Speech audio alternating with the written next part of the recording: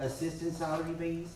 All that data is what I need for you to bring to us, so that we can have a big visual picture of what we're dealing here, because I believe you've been asking for positions for a little over, what, months that we've been discussing this, but I haven't seen movement to where's HR helping you and assisting you in filling these positions? Are we going out and looking for this talent? Where are we lacking? Where do we need to fix and close this gap?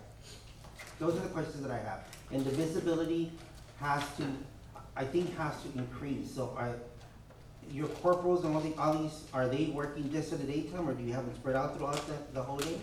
They're not just 8 to 5, Monday to Friday, correct? I mean, that's not how you have to. Yes. Okay. So, I mean, there's gonna be times, where I think as a corporal, as a chief, you're gonna have to take that initiative and step outside that comfort zone to maybe even patrol in the evening as well, or in the afternoon. It's not a position where we can just say Monday to Friday, 8 to 5. I wanna we wanted to be able to help, but we also need that data. We need to know, what are we doing at the police department to actually jump on these situations? And I think that's where that communication that I wanna hear from you. You know, you're requesting these positions and that, but I don't see no data behind it, no feedback. What do we need to do?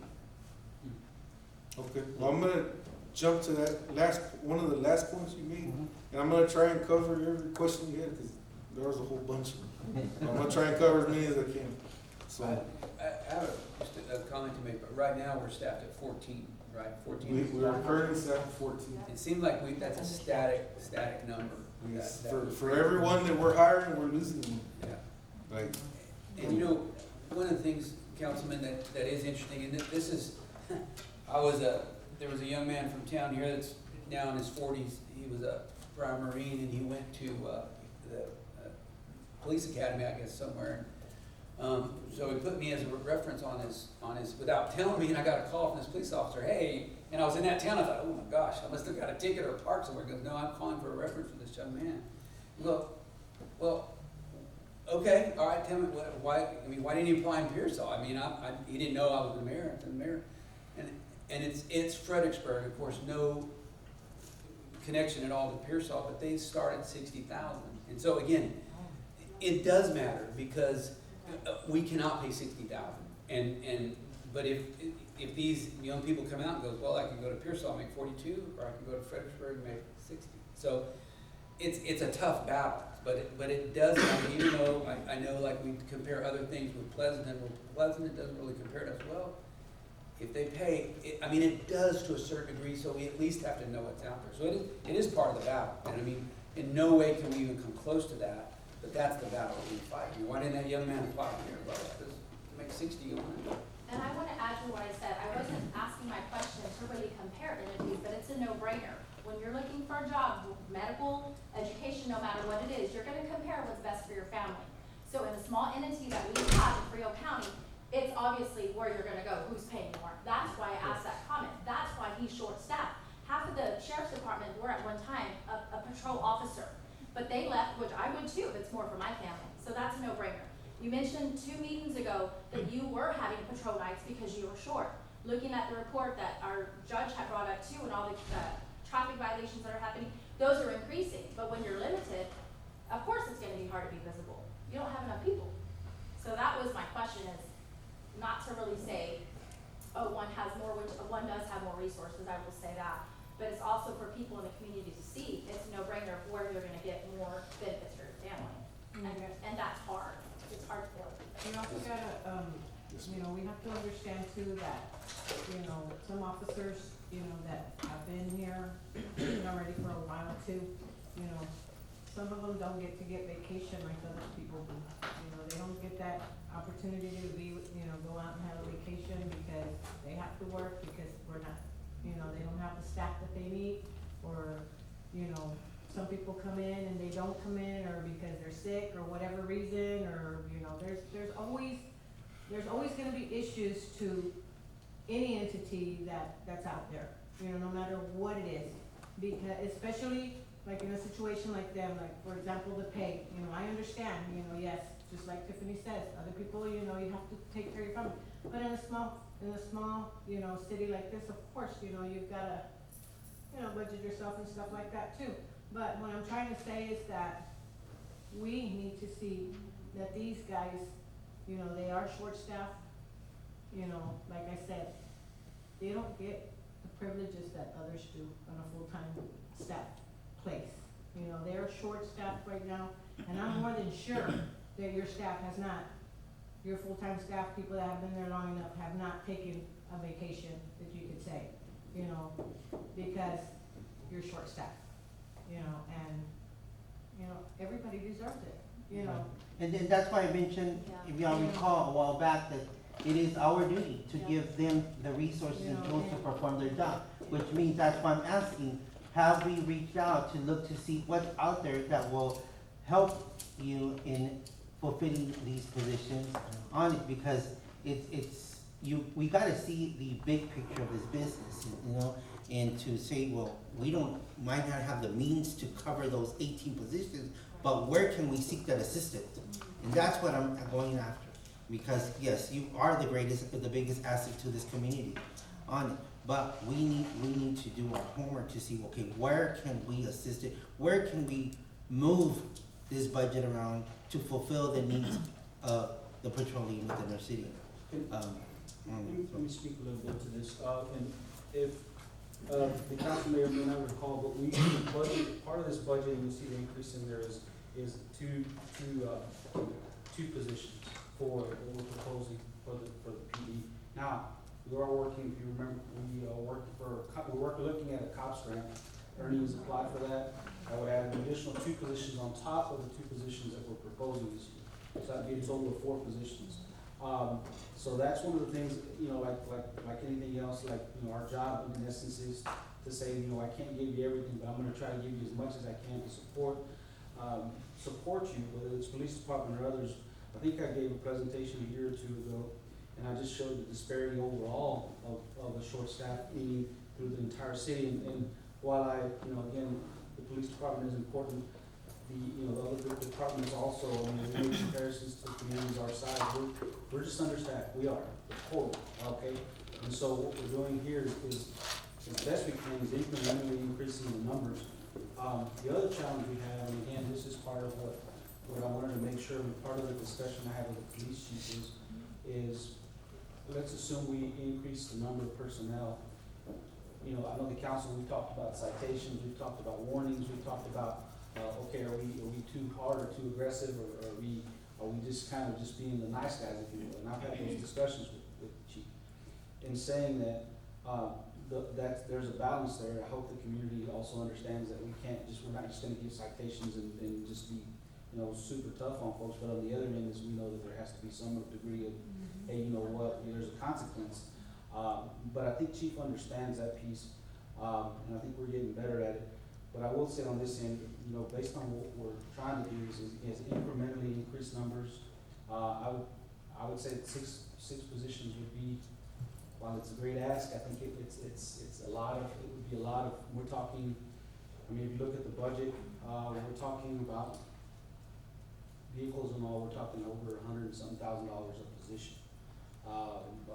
So that's kind of again where we have to look at this, but at the end of the day, to Chief's point, as far as being short staffed, yeah, it's a concern. Right now, the way the pay structure works is people come in if they come in with experience, the average pay right now, where people come in, whether they have experience or new, the average pay right now is PD's averaging around $48,000 a year. Again, it's people just coming in to work for the city of Pearsall. So it's better, but we propose this year to increase the salaries to, and I think I need to go back and make sure, but the minimum salary has been increased for that, and so we are making some efforts to increase the pay more, and make sure that we're as best we can competitive. And it's hard, you're right, to council members' points, it's hard to compete against counties. It's like, well, okay, do we compare against other communities, cities, or counties, or who do we compare against? And I know that the competition is there with you county now, right? As far as like, well, we're buying for officers to some extent. But from the whole entire perspective is, we took the approach of we're competing against other cities our size.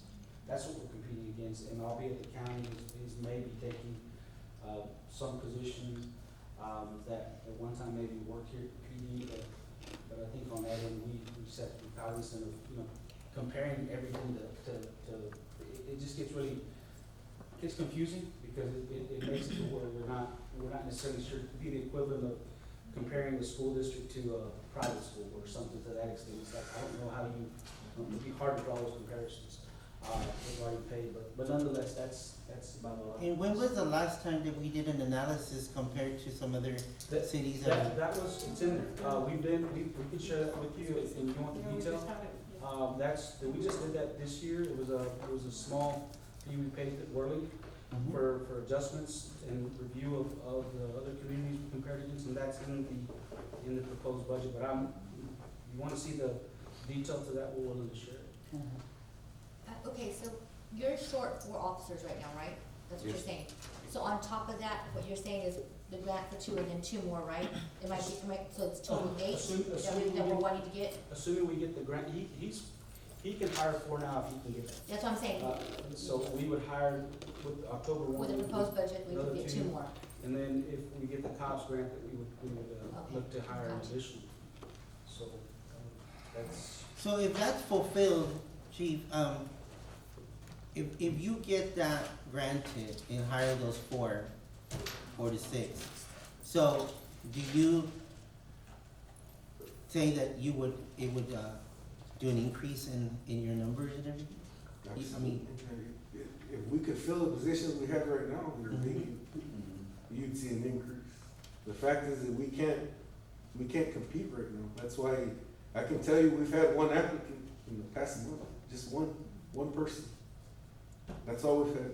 And you're just not competing because of and salary? we're reaching out. I put out a BOLO on our reporting system.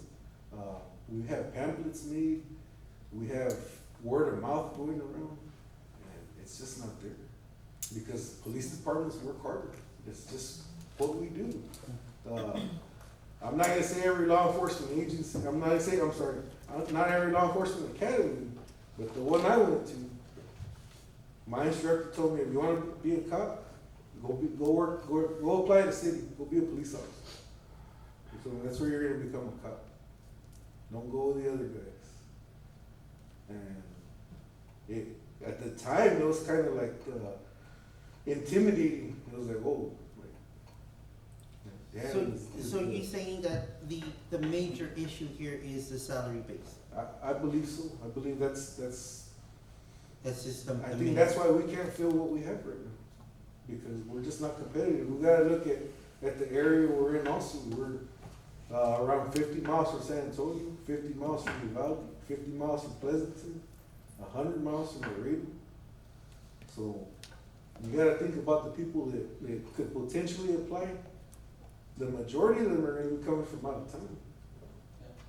Are they gonna come out of town to come apply? If just take this for example, just like Mr. Almonte said, when you go apply for a job, do you want to go somewhere where there's going to be less people to share work with, where you have to work harder and where you get paid less? Or you're going to go somewhere where you get all 3 on the opposite side, you get paid more people to share the work with, and there's more of you. It's one of those things where everybody in my police department right now is there because they want to be there. They're not there because they have to be there. We're happy. We're a happy department. We get along well. There's no issues, no drama, no nothing in our police department.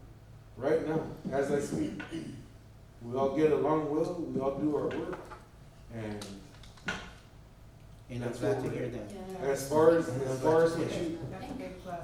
as far as what you had said a while ago about getting out of your comfort zone, I can tell you this, like, it's been about a month now, but I came out and assisted with an arrest warrant that we did. The county assisted us because I had 3 guys working that night. One was at the hospital, speaking with victims. My other guys were at the location, we had county assistants. I came out, this was at, I wanna say at one AM, between 12 and 3, somewhere in that area. I'm the one that breached the door. I opened the door. The guy was supposed to be armed. He had just assaulted somebody. He was a felon. We had every reason to believe he had possession of a firearm. I breached the door. The chief breached the door. Prior to that, I mean, I came out several times, just the same way my corporals have. My corporals, they're not Monday through Friday 8 through 5. They're Monday through Friday, Saturday, and Sunday. They're on call. Lieutenant Jimenez is on call. The captain is on call. Anytime there's a major incident, we're gonna come out. That, I'm not gonna say it limits what we can do with our families, because, I mean, of course, our family life is important, but at the same time, we have a job to do. So if it means me having to tell my wife, hey, the guys need me, I need to go out there. And I'm gonna go out there and I'm gonna assist, even if it means breaching the door, and it means helping transport somebody, whatever it may be. I realize the situation we're in, where we're short-staffed, and I don't mind stepping up. But at some point, we have to give a little so we can get back to where we need to be. That's good, that's good. I applaud you for that. I mean, because not too many, you know, do that. And those are things that you wanna be able to look at, you know, to look at your budget to where, how. I mean, if it's not possible because we're not at that level, then, you know, what else can we do? Where can I assist my I think office? one of the things, we haven't figured it out, yet. One of the things, and I say haven't figured it out, we haven't, most of the guys, I think Chief will reference this, he has, most of them are coming in from out of town. I think all of everybody but maybe how many, Chief? The 3 people that do live here in this area, we're all transplants. We're not from here originally, but there are 3 people, 3 peace officers for the Pearsall Police Department that live here. 2 of which you could say technically live just inside the county. Or actually, all 3 of us live just inside the county. And So- the rest, how many others live in the outside business? That's gonna be the other 11. They're all trappers. So, And gas. And the gas is expensive. That's one of the factors that our last guy that left, he didn't leave because he wanted to leave, he left because it was just becoming too much. What's under your incentive program? I'm sorry, What's under the incentive program? What are you offering under the incentive program for the officers? all the basics, take home units if you live here in town. If you live right outside of town, be the exception. We'd love to expand it to where we could offer that to at least the county, the way the county deputies can park out in Moore, about a mile away from the county line on 140 west, going towards Uvalde. Things of that nature, just to give a little more, Anyway, something so people can want to come and work with. Fred, are they included in any of the, cost of living or anything like that? and part of the increase, consider that, what's in there is considering that. So we took that into account, because we knew with inflation, I think we were down around 8%. If I'm not mistaken, I think Mayor alluded to, he's got pretty much on the button. But the increases do include the inflation. Now, what separates us, I think, and everybody's, I hate to say this, but I'll say it, we probably haven't been as creative as other communities in the sense that, you know, we have other communities that we compete against, again, that are within this area that provide some sort of housing assistance. They provide some sort of, it would be kind of hard to work this, but if we have to do some sort of a, fuel, I don't know how that, we haven't come up with that, a way to do that. But it is something that we can consider. Right now, we just don't have anything in place. So. Yeah, I would want to listen on that, to possibly look into those type of incentives. Put something together, it doesn't have to be much, but, you know, something that will help them out. Yep, council, I hate to interrupt, but But you're doing great, Councilwoman Daniel. I Garza gotta go. I had a promise. prior Sorry. appointment, so she called and said, anyway, safe travels. Thank you. And thank you for showing up, she made the effort Thank to do that. So folks, and too, I'm very proud of our police chief and staff, people you put around him, and, you know, the other thing we're talking about, I think we're all on the same page, is too, we gotta do things to make sure they don't get burned out, you know, because the grind, they have families, they have loved ones, and it is, it is what it is, and if we just can't get homegrown, we can't. And that does create another weakness, if we had a major thing and you're calling all hands on deck,